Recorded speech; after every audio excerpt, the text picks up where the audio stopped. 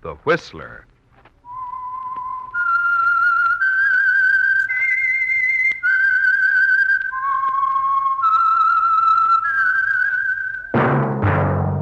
That whistle is your signal for the Whistler.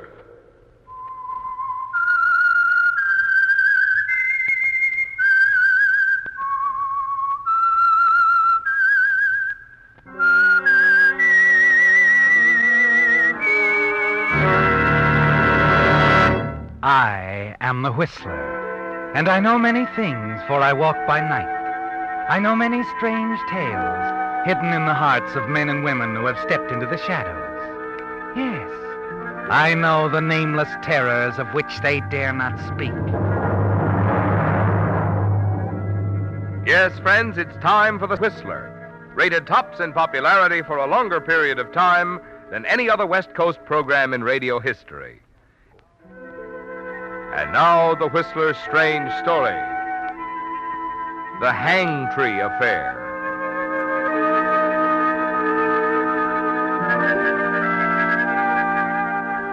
It was boredom that got Lee Ryan into it in the first place. His train out of Chicago for the West Coast was moving slow, with further delays expected because of the snowstorms ahead. Yes, he was bored and impatient. His last business venture in Chicago hadn't paid off too well, and he looked forward to his arrival in California and the prospects of a deal worthy of his talents. Lee decided that the club car might help pass the time. It did. The car was crowded, and he found himself sitting with a talkative man who seemed to know many things about many people, including a number of their fellow passengers. He was a reporter, a man whom Lee had known casually over a period of years. A reporter who apparently loved to report, and he talked to Lee confidentially as if to his city editor. Oh, you picked a great choo-choo, Lee. Yes, sir. I'm glad I'm getting off. You can carry on for me. How do you mean? Well, you can follow my boy, Jeff Larkins. There's no story there as far as my newspaper concerned. The city editor's washing it up. Larkin? That sounds familiar. Yeah, I bet he looks that way, too. Hey, right over there with that girl. Oh, she's not bad. Huh? Oh, she's just like all the rest. Hanging around him thinking he's going to get that money. Money? Oh, you didn't recognize him, eh? An ex-con. But I knew him when he was a big, big man. And who's Lee? Anybody's. Time it happened, he was the brains. Yeah. Well, that's what they say. He'd planned the robberies, and his partner, Noisy Nevins, pulled them off. Oh, great team, great Oh, team. Noisy Nevins, huh? The nitroglycerin artist. Yeah. Oh, Noisy could blow a safe door off clean as a housewife and open a can of peas. Oh, sure, now I'm with you. They used to work together. But the last big job they pulled, a $100,000 bank job, Larkin got careless. He also got 5 years. Who got the 100,000? Oh, it disappeared, and so did Nevins. That's why I've been tagging Larkin around ever since he walked out of that pen 6 months ago. Your paper figured he'd meet Nevins, split the dough. That's right. Only my paper was wrong. Larkin knows from nothing where that dough is. And Noisy? Oh, he's quiet now as they get, and permanent, too. Oh. Yeah, got that way about a month ago. I think it was an auto accident out in Frisco. It was too bad. Nevins was probably the only guy in the world who knew where that money was. You figure he stashed it away somewhere? Right, absolutely right. $100,000, and it stays stashed. Well, that poor girl wasting her time with Larkin. Somebody should tell her. Yes, $100,000 in unmarked bills. Negotiable as a mud puddle and a pogo stick. Uh-huh. Say, you know what's a funny thing? Why, when I was a kid, I could never manage one of those things. Oh, no? No. Well, I was pretty good. Oh, you're kidding me, Yeah. really? Well, I'll be seeing you, pal. Happy as scoops. Well, don't worry about me. I'm getting off the next stop. My best to Larkin if you should run into him. Yeah, I'll remember. And I just might run into him.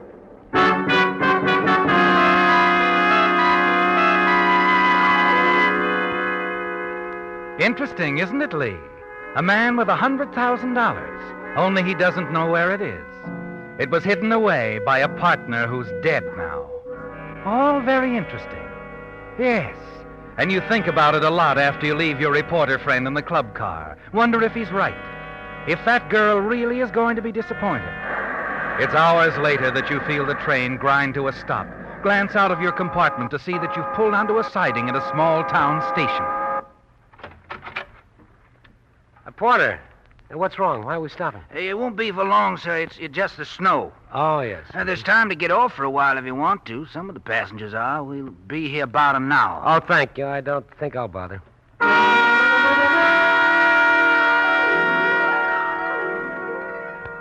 Instead of leaving the train, you walk back to the observation platform.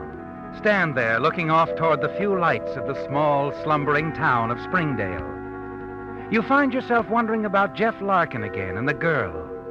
And then as the train is ready to move on, you see her, approaching alone from the direction of town.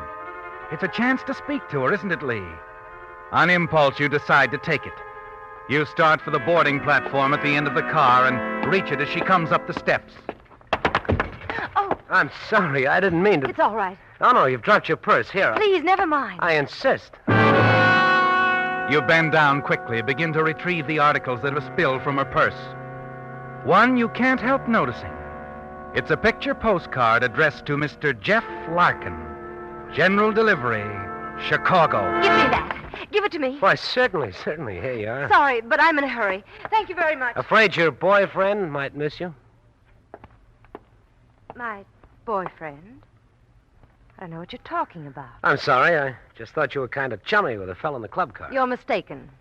Someone happened to sit with me because the car was crowded. Oh, sure. That's happened to me, too. Forget it. There's nothing to forget. Good night. Night.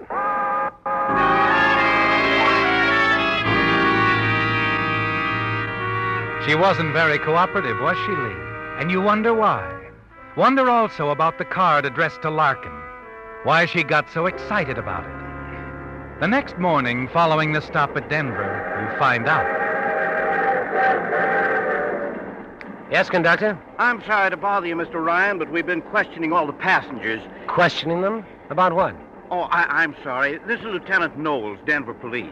Lieutenant? To explain quickly, Mr. Ryan, a man a few compartments down from you has been murdered. On this train? No, happened at a place called Springdale. When we pulled into a siding, Mr. Ryan. Oh, I remember. We stopped for about an hour. Yeah, that's the place. During that hour, the victim, a man named Jeff Larkin... Larkin? You know him? Oh, no. I've heard of him, that's all. I guess a lot of people have. Anyway, Larkin got off the train for some reason, never got back on. His body was found a short time later in an alley at the edge of town. He'd been shot. Poor devil.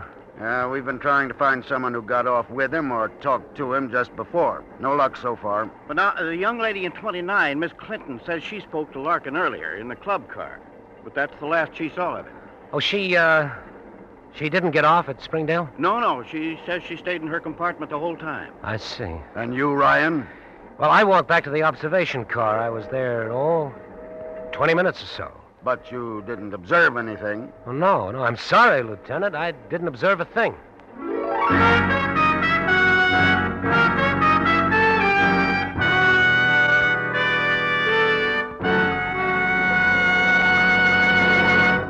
With the prologue of the Hangtree Affair, bringing you another strange story by The Whistler. And now back to The Whistler.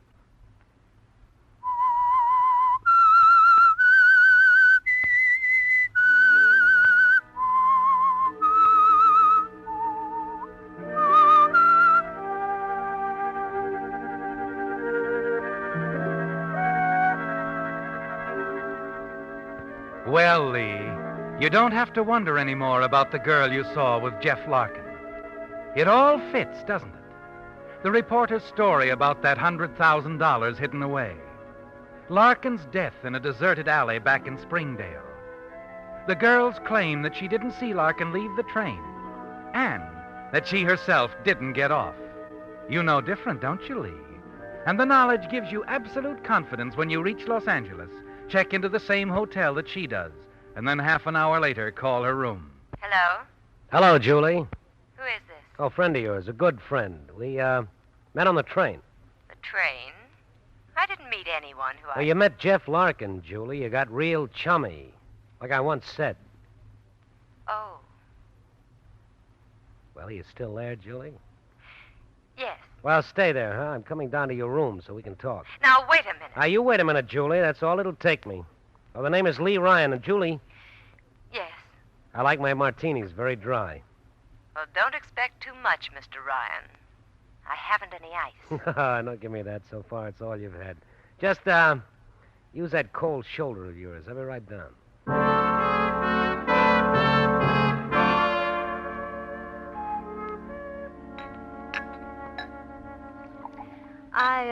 I don't do this for everybody, Mr. Ryan. I don't lie for everybody. Really, you're mistaken about that. Oh, is that so? Yeah, the drink looks good. I think yours looks better. Let's switch, shall we? Cagey, Suits me. Oh, it's good. Now, to the business at hand, Julie. Sounds terribly boring. Oh, I'm not nearly as bored as I was when I started this trip. Things are beginning to look up. It's why I didn't tell that police detective that you got off that train. I couldn't resist a certain possibility. Namely? That you know something. Look, I don't care about Larkin. What were you after? What's that address unknown, Julie? That spot where Nevin stashed that $100,000. Hey, I got it. What have you got, Mr. Ryan? The, postcard, that picture on it. Someplace up north. Motherlode Country, Silver City, wasn't it? You're talking thick, Mr. Ryan. Hey, what did you do? What did you put in this? In my drink? I'm getting dizzy. Julie! I had you figured perfectly smart, boy. You shouldn't have switched drinks with me. But you'll be all right.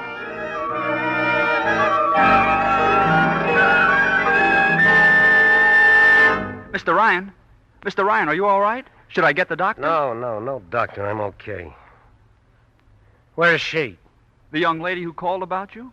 She's gone, checked out. Gone where? She was going to catch a train, I believe. I'm not sure. She was just leaving her room when she saw you out here in the hall. Well, give me a plane schedule. I want to go to Silver City. Silver City? I don't believe the plane's landed. All right, they'll get me close enough. I'll go if I have to crawl the rest of the way. Yes, sir. Anything you say.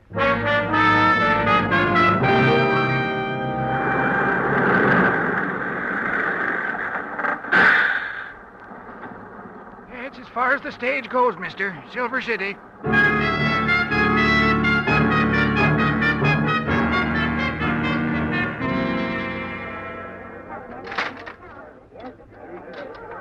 Here's your drink, mister. Thanks. Like I was saying, Silver City's real quiet during the day, but it'll open up round sundown. That's when the boys start drifting in from Hangtree. Oh, say, you was asking me about the stage. There she is, just pulled up in front of the hotel. You wouldn't be waiting for that little lady with the suitcase just got off, would you? I sure would, Pop. Classy. Oh, here's your change.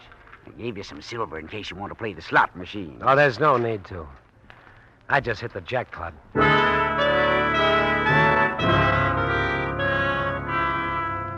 As you sit there at the bar, watch Julie enter the hotel across the street.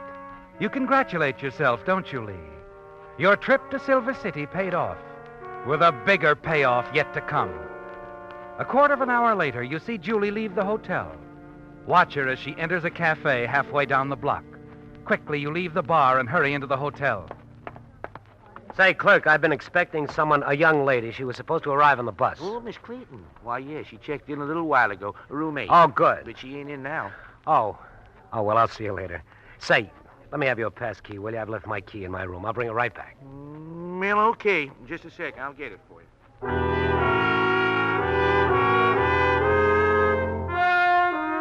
Moments later, you slip into Julie's room. Quickly, you go through her suitcase and pocket the gun. Then, as you turn, your eye catches sight of something on the dresser. It's the postcard, the same one Julie dropped on the train, the card addressed to the late Jeff Larkin. It boasts a picture of historic Hangtree Cemetery of Silver City. On the back, you can barely make out the handwriting. Dear Jeff, be sure to look me up when you're out this way. Hope to see you soon. Johnny Burgess. Johnny Burgess? I gotta know more about him.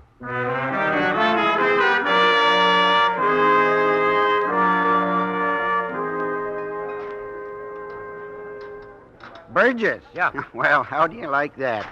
Your friend was in here asking about him. My friend? Mm-hmm. Lady that got off the bus a little while ago. Asked me if Johnny Burgess had been in lately. You know something? Johnny Burgess died over 50 years ago. What? Yeah. Silver Johnny, they called him. Big man. Another big man. Yes, sir. Owned a mine. Town, too. Yes, sir. You been out to the cemetery? The cemetery? Johnny's got the fanciest resting place of them all. Heard it cost over $10,000. Big granite crypt, got a life-size statue of Johnny on top, and... What's the matter, young fella? Oh, nothing.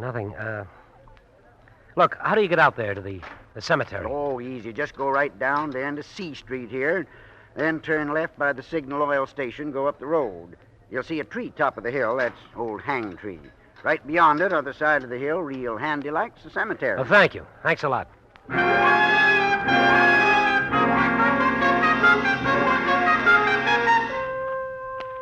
You're out of breath when you finally reach the old cemetery.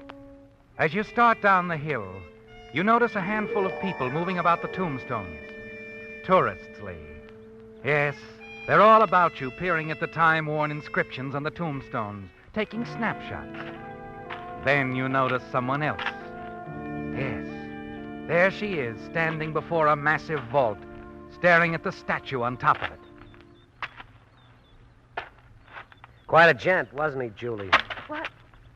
Don't look so surprised, baby. Oh. What are you doing here? I'm writing a book on the Old West. Now, what are you doing here?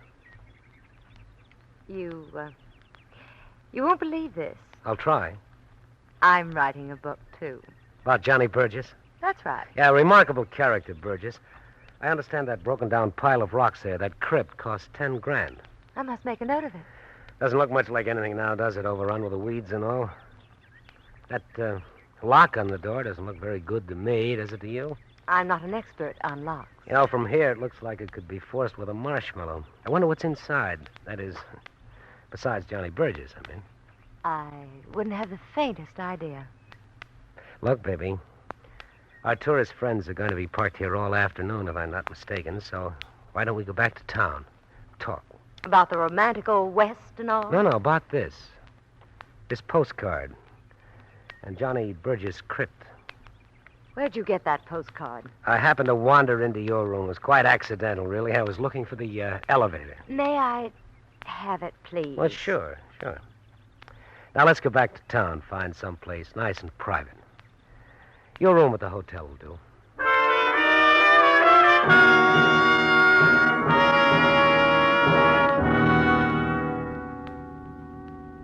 You know, Lee, you're a pretty smart boy. Oh, thanks, honey.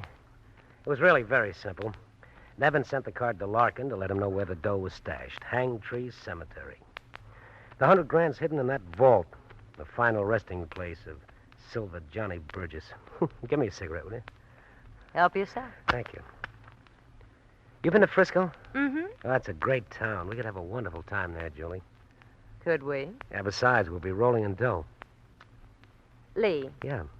Just where do we stand? I mean about the... We're partners, honey. We're partners. I see. You'll have to give me a little time to think it over. Oh, sure. You know, there's one little thing I've been wondering about you, Julie. How'd you break into this affair? You're not Larkin's girlfriend. You picked him up on the train, didn't you? That's unkind. Oh. So you and Noisy Nevins used to hold hands. So we did. I met him in San Francisco while Larkin was in prison. You must have discovered that your boyfriend sent word to Larkin when he got out. About where the dough was, I mean. Something like that. But Nevins didn't tell you where it was. He was not very cooperative at times, Lee. Yeah? I bet you even suggested Nevins double-cross Larkin so that the two of you could have all the dough. Do you think? Yeah, I do. Well, Nevins wouldn't hear of it. He was one of those honest people, code of the underworld and all that. Funny, I thought he'd do anything I asked him. Except double-cross an old pal. Noisy seemed to think we could get along with half the money. Said he didn't deserve any more. Opening safes came so easy to him. Yeah, to him and his nitro. So when Nevins was killed in that accident, you saw that half go out the window. You didn't know where it was hidden, but Larkin did. He'd get it all. So... Do we have to go into that part of it? No, I guess not. We'll forget about it. We'll forget about everything except that in another half hour it'll be dark. And then we have a date with Johnny Bridges. And $100,000. Now, we can be in Frisco by morning. What do you say? Oh, I don't know, Lee. I can talk you into it. I know. Can you? Well, keep talking, Lee. I may buy.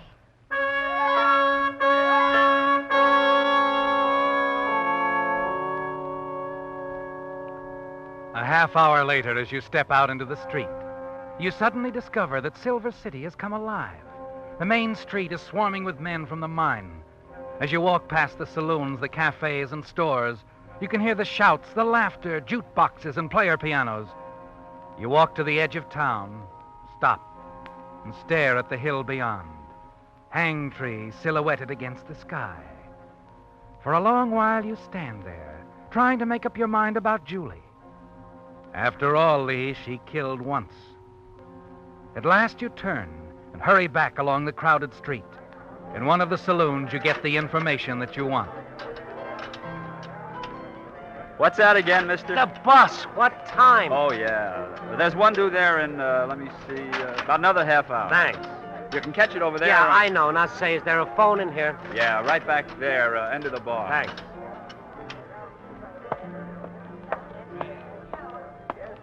You push your way through the crowd to the rear of the saloon, to the telephone booth, and place your call.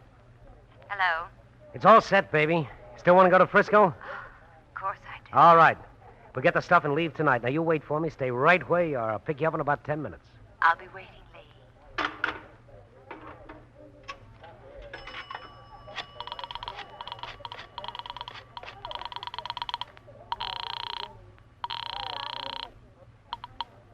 Sheriff's office. McQuinn speaking. Look, Sheriff, you can check on this later, but an ex-con named Larkin was murdered in Springdale 5 days ago. Wait a minute. Who is You'll it? find the murder gun at the Elmira Hotel in room 8. It's under a seat cushion, a chair by the window. You'll also find the dame there who pulled the trigger. Now, hold on here. Who is this? Hello? Hello? Who? Bye-bye, baby. I'm going to miss you in Frisco.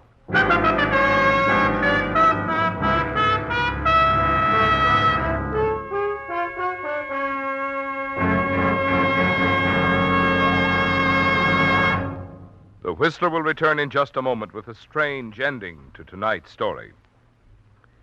And now back to the Whistler.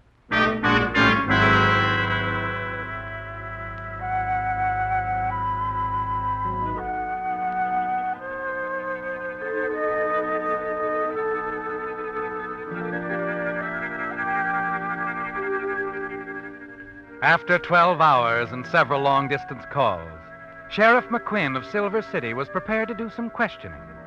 He'd talked to Lieutenant Knowles in Denver and to the San Francisco police. Now at last he felt that the puzzle was beginning to fit together. All that remained was to walk through the quiet early morning gloom to the cell occupied by his angry, impatient prisoner. It's about time you're talking to me. What's it all about? You can't hold me here like this. Now, just take it easy, lady. I can, and I'm doing it. But I haven't... Sit down. I've been making some phone calls. Picked up lots of things about you. What of it? In San Francisco, they tell me you used to run around with noisy Nevins. So? So that's very interesting. Add it to the gun you were carrying around, and it could spell a murder in Springdale. You'll have to prove that. Lieutenant Knowles thinks he can. The caliber of the gun, you know, ballistics, and then the motive. All that money. I don't know anything about it. Sure, you don't know a thing. Why don't you ask Lee Ryan? We don't have to, lady. We're satisfied with what happened to him last night was Nevin's work. Just like a hand from the grave. A double-crossing hand. What do you mean? Out at the cemetery, when your friend Ryan tried breaking into Silver Johnny's last resting place. Yeah. Yeah, Noisy Nevins was an expert with TNT. He wasn't planning to share that dough with anybody. He set a booby trap to kill his old pal Larkin. But Ryan got it instead.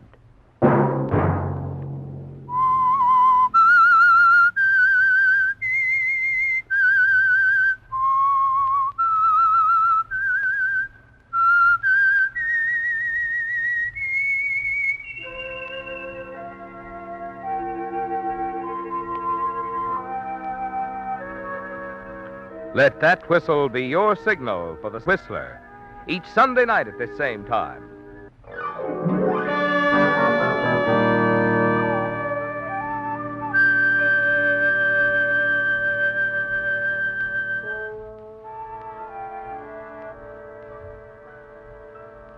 Featured in tonight's story were Frank Lovejoy and Doris Singleton. The Whistler was produced and directed by George W. Allen, with story by Joel Malone and Adrian Jondeau, music by Wilbur Hatch, and was transmitted to our troops overseas by the Armed Forces Radio Service. Remember, at this same time next Sunday, another strange tale by The Whistler. This is Marvin Miller speaking. This is CBS, the Columbia Broadcasting System.